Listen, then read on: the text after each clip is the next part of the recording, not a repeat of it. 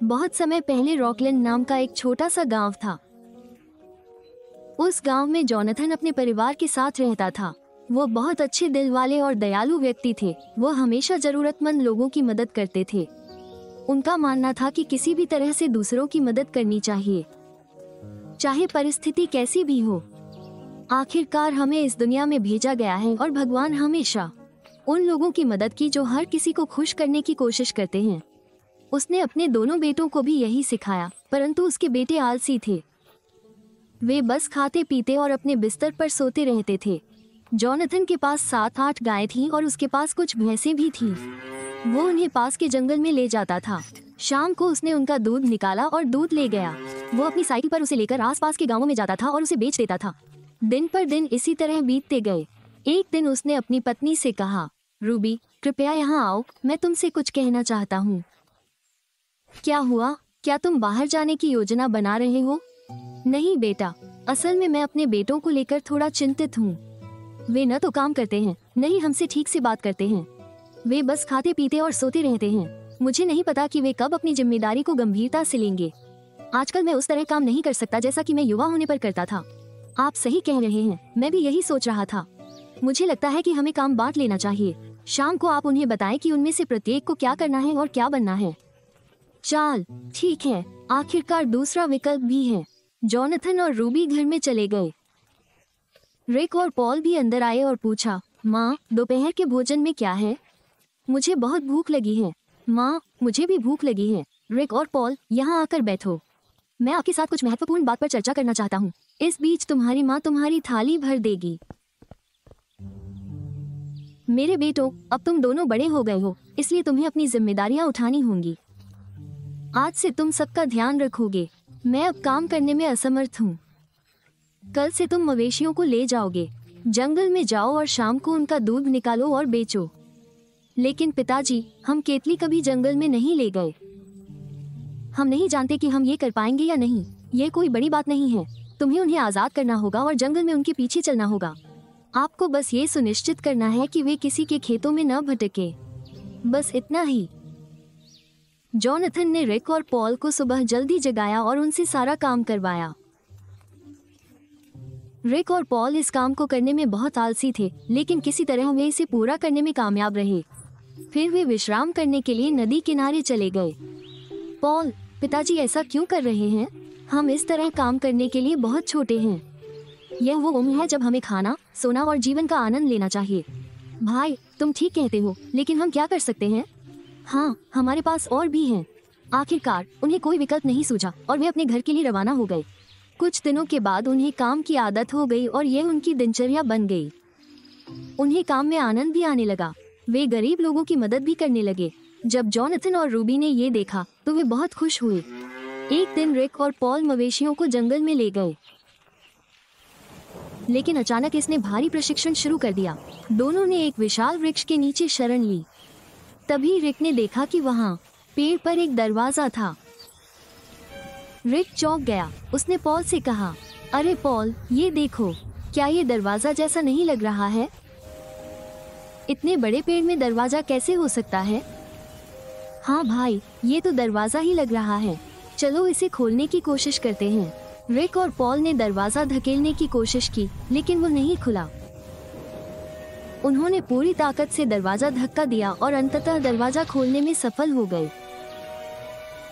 रिक, हम इसे खोलने में कामयाब हो गए हैं, लेकिन मुझे इसके बारे में जानने के लिए मत कहो। अगर इसमें कोई भूत या राक्षस हुआ तो वो हमें जिंदा खा जाएगा। चुप हो जा काया, हमने बहुत कोशिशों के बाद इसे खोला है। हम तब तक वापस नहीं जाएंगे जब तक हम ये नहीं देख लेते कि इसमें क्या है। चलो, तुम्हारे पास माचिस की डिब्बी है, इन लकड़ियों को जलाओ। अंदर अंधेरा है, हमें देखने के लिए रोशनी की जरूरत होगी। पॉल थोड़ा डरा हुआ था। उसने अपने भाई की ओर देखा और फिर उसने लकड़ियां जलाई और एक लकड़ियां रिक को दे दी। रिक, तुम बड़े हो, इसलिए आप सबसे पहले अंदर जाएं और मैं हमेशा की तरह आपके पीछे आऊंगा। मैं बहुत डर गया हूँ। बेशक, मुझे पता है कि तुम काया हो। चलो, चुपचाप मेरे पीछे आओ। दोनों ने छड़ी से रोशनी ली और दरवाजे से अंदर चले गए। जब वे अंदर पहुंचे तो उन्हें एक सुरंग दिखाई दी। वहां बहुत सारे मकड़ी के जाले थे। आगे बढ़ने से पहले उन्हें इसे साफ करना था। कुछ दूर जाने के बाद उन्हें सुरंग से प्रकाश आता हुआ दिखाई दिया। क्या आप प्रकाश गेंद देख सकते हैं? मुझे लगता है कि वहाँ कुछ सोने का खजाना है जो इतना चमक रहा है। हाँ भाई, मुझे भी ऐसा ही लगता है। लेकिन क्या होगा अगर यह खजाने के अलावा कुछ और हो? तुम हमेशा सबसे बुरे के बारे में क्यों सोचते हो? काया, मेरे पीछे आओ। दोनों प्रकाश की दिशा में आगे बढ़ते हैं। जब वे प्रकाश के निकट पहुंचे तो उन्हें चमकते हीरे दिखाई दिए। माणिक, सोने के गहने, सोने के बर्तन से भरे बर्तन। इसमें सोने की मूर्तियां और कई कीमती चीजें शामिल हैं। गुफा सोने से भरी थी। उन्हें अपनी आंखों पर विश्वास नहीं हुआ। पॉल, क्या ये सच है? इतना सोना और जवाहरात, दुनिया में किसी के पास इतना सोना नहीं होगा। हम अमीर हैं, बहुत बहुत अमीर।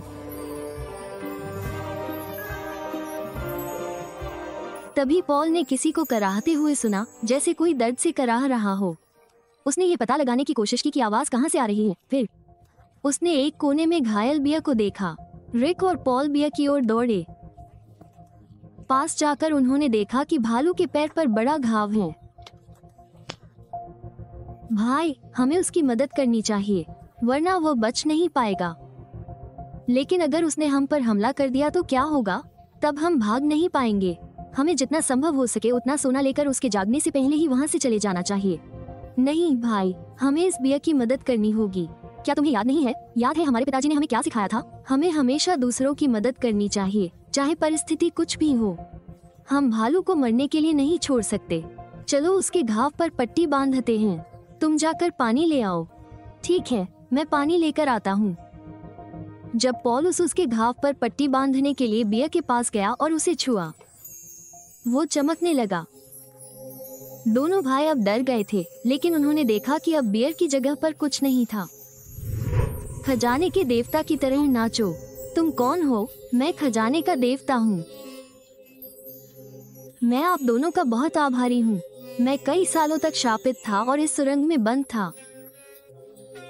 मुझे तब तक बिया के रूप में रहना पड़ा जब तक कोई इंसान आकर मुझे छू न ले। जब तुमने मुझे छुआ तो तुमने जादू तोड़ दिया। मैं सच में बहुत आभारी हूँ। और इस उपकार के बदले में मैं तुम्हें ये सारा खजाना भेंट करता हूँ। आप जितना चाहें उतना ले सकते हैं। ये देखकर भगवान गायब हो गए। रिक और पॉल खजाना लेकर घर आ गए। उन्होंने एक बहुत बड़ा घर बनाया, लेकिन उन्होंने अपने गांव के लोगों की भी मदद की और इस तरह से उन्होंने अपना आनंद उठाया। जिंदगी। इस कहानी से हमें यह शिक्षा मिलती है कि मेहनत करने वाले व्यक्ति को सफलता और खुशी दोनों मिलती है।